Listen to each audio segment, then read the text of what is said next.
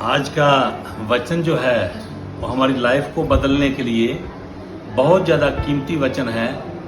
Joel 2 का 25 को हम पढ़ सकते हैं। जोएल 2 का 25 वचन हमको क्या समझाता है, क्या बुद्धि ज्ञान देता है वो कि जैसे बहुत सारे लोगों के नुकसान हो जाते हैं, लोग दिल छोड़ देते हैं, घबरा जाते हैं, कोई हत्या कर लेता है, कोई जहर खा लेता है, कोई बोलता नदी में कूद जाऊंगा। पर हमारा परमेश्वर क्या बोल रहा है? हमारा परमेश्वर बोलता है कि ये सब करने की जरूरत नहीं है, क्योंकि मैं हूं।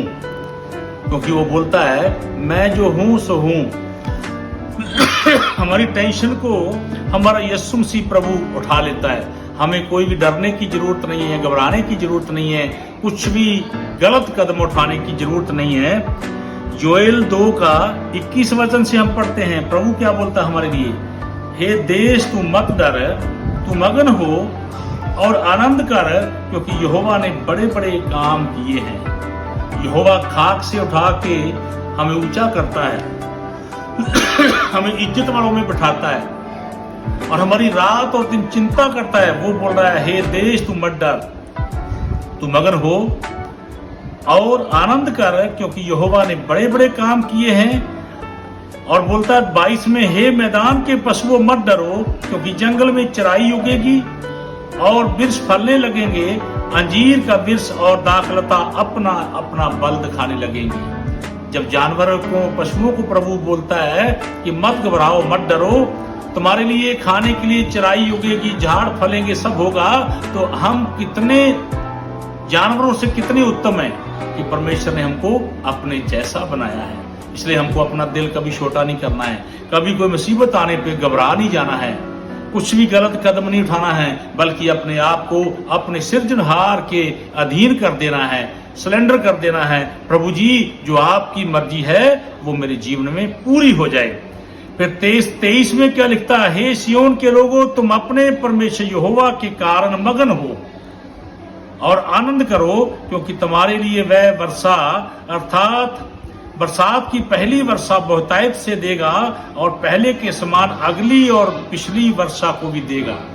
जो हमारी पिछली बैलेंस बची हुई आशीष है उसको भी परमेश्वर दे देगा और आगे जो आने वाला समय है वो भी हमारे लिए आशीष का कारण होगा। 24 में परमेश्वर लिख के दे रहा है, तब खलियान अन्न से भर जाएंगे। अन्न मतलब अनाज, अनाज से भर जाएंगे। जहां किसान अपने अनाज को इकट्ठा करके स्टोर करके रखता है उसको खलियान बोलते हैं। और रसकुंड नए दाख मधु और ताजे तेल से उमड़ेंगे। और आगे जो कीमती वचन है 25 क्या बोलता है परमेश्वर? जिन वर्षों की उपज अरबे नाम टिड्डियों और जेलेट और हासिल ने और गाजाम नाम टिड्डियों ने, अर्थात मेरे बड़े दल ने, जिसको मैंने तुम्हारे बीच भेजा, खा ली थी, मैं उसकी हानि भर दूंगा। बड़ा दल, परमेश्वर बोलता है जो मेरे बड़े दल ने तुम्हारी हानि करी है, नुकसान करा है, मैं उसकी हानि भर दूंगा। जिसको मैंने तुम्हारे बीच भेजा। कई दफा परमेश्वर भी हमारी चेकिंग करता है, हमें चेक करके देखता है मेरा बच्चा कितना मजबूत है, मेरा बच्चा कितना ईमानदार है, क्या एक गिर जाएगा?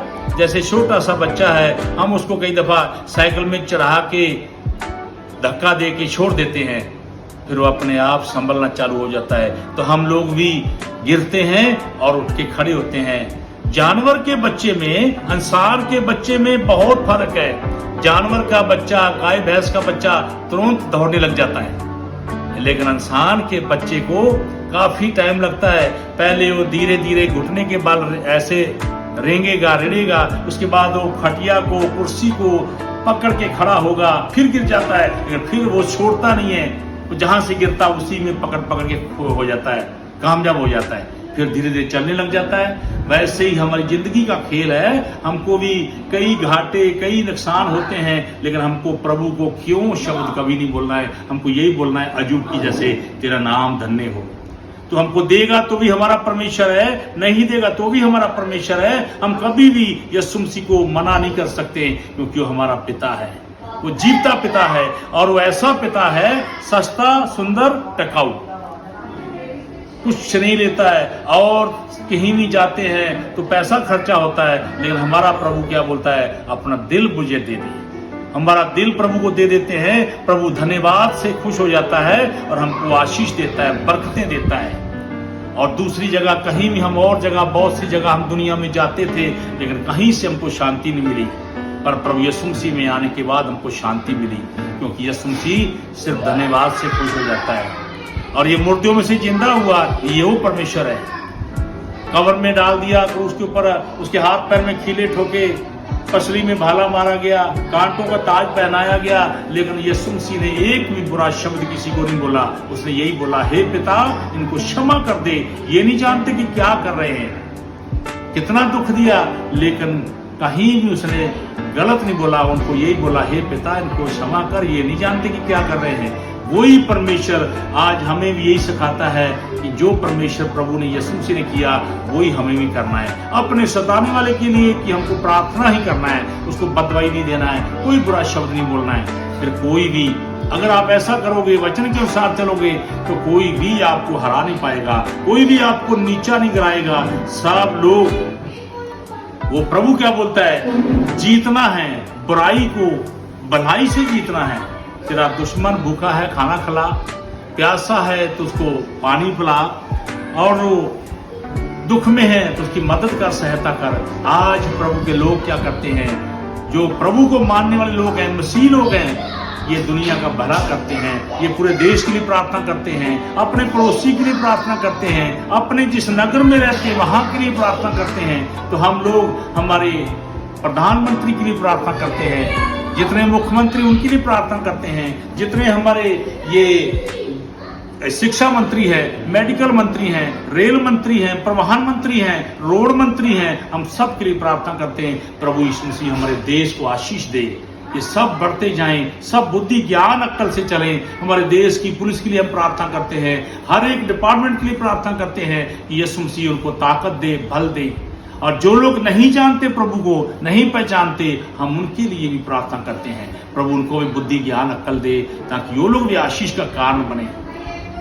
इसलिए हमारा प्रभु हमको कभी भी गलत बात नहीं सिखाता है। हमारा प्रभु यीशु मसीह यही बोलता है, सबके लिए प्रार्थना करो, अपने सताने वाले के लिए प्रार्थना करो, अपने दुश्मनों के लिए प्रार्थना करो। और ऐसा दूसरे लोग नहीं कर पाते हैं, लेकिन जो प्रभु यीशु मसीह के लोग हैं, वो हमेशा दूसरे की शांति चाहते हैं, और हमको शांति में बने रहना चाहिए। हमारा देश जो है, इंडिया देश हमारा तरक्की करे, हमारा इंडिया देश बढ़ता चला जाए, हमारे इंडिया देश के अंदर से अनपढ़ता खत्म हो जाए यीशु मसीह के नाम से, हमारे इंडिया देश के अंदर से गरीबी की आत्मा निकल जाए, हमारे इंडिया के अंदर से लड़ाई झगड़े की आत्मा, नफरत की आत्मा यीशु मसीह के नाम से निकल जाए, और इंडिया देश हमारा तरक्की करे और बढ़ता चला जाए।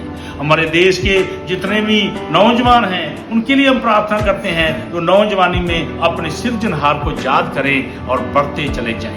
और हमारे देश में जितने बच्चे, जो नया बच्चे जो पैदा होने वाले हैं, और हम प्रार्थना करते हैं प्रभु यीशु मसीह के आगे, जो नया बच्चे जो पैदा होने वाले तंदुरुस्त बच्चे पैदा हों, बुद्धि ज्ञान अक्ल वाले बच्चे पैदा हों, ताकि हमारे देश का नाम ऊंचा हो, हमारे देश के अंदर हर एक जन खूबसूरत हो और अमीर हो, और हमारे कलीसिया के लोग अमीर हो और शाहूकार बने। हमारे देश के ऊपर जो भी कुछ कर्ज है, वो यीशु मसीह के नाम से उतर जाए। हमारे देश के किसानों के लिए हम प्रार्थना करते हैं कि हमारे देश के किसानों की खेती बड़ी अच्छी हो, हमारे देश के अंदर से नफरत की आत्मा दूर हो जाए।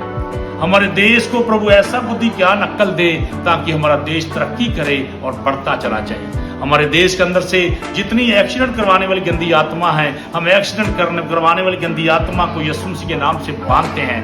कभी किसी ट्रेन का एक्सीडेंट ना हो, कभी किसी प्लेन का एक्सीडेंट ना हो, कभी किसी शिप का एक्सीडेंट ना हो, पैदल चलने वाले का एक्सीडेंट ना हो, जो भी मोटरसाइकिल कार में चलते हैं, कभी उनका एक्सीडेंट ना हो। एक्सीडेंट करवाने वाली गंदी आत्मा रेल पटरियों को छोड़ के सुनसान जगह कहीं दूर चली जाए यीशु मसीह के नाम से।